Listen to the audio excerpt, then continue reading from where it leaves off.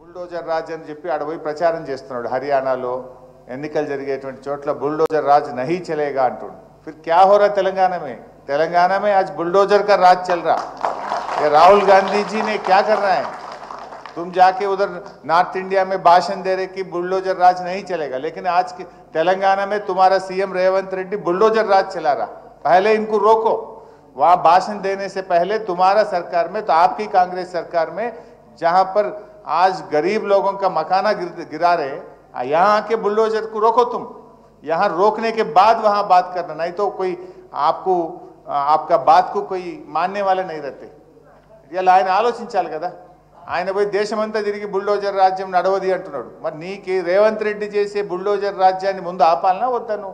నువ్వు ఆపకుండా మహారాష్ట్రలో హర్యానాలో జార్ఖండ్లో పోయి నువ్వు ఉపన్యాసాలు ఇస్తే ప్రజలు నిన్ను ఎట్లా నమ్మాలి ఏ విధంగా నమ్ముతారు నువ్వు ఆపు ముందు తెలంగాణలో బుల్డోజర్ రాజ్ని ఆపు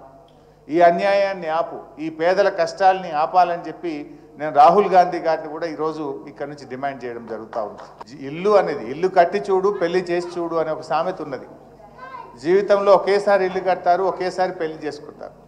ఎంత ఉన్నవాడికైనా కలిగిన వాడికైనా ఇల్లు కడితే అప్పులు అవుతాయి పెళ్లి చేస్తే అప్పులు అవుతాయి అలా ఎన్నో అప్పులు తెచ్చి రూపాయి జమ చేసి చెమటోడ్చి కష్టపడి ఎంతోమంది ఇల్లు కట్టుకుంటే నువ్వు రాత్రి కూలగొట్టి ఆ కుటుంబాలు ఏమవుతాయి కేసీఆర్ గారు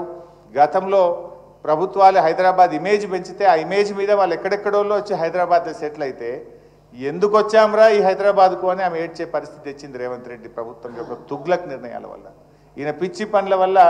ఎందుకు వచ్చాంరా హైదరాబాద్ కని విధంగా ఇవాళ ఈయన వ్యవహరిస్తే హైదరాబాద్ ఇమేజ్ దెబ్బతింటుంది హైదరాబాద్ ప్రతిష్ట మసకబారే విధంగా ఈయన ఈరోజు పనిచేస్తున్నటువంటి పరిస్థితి ఉంది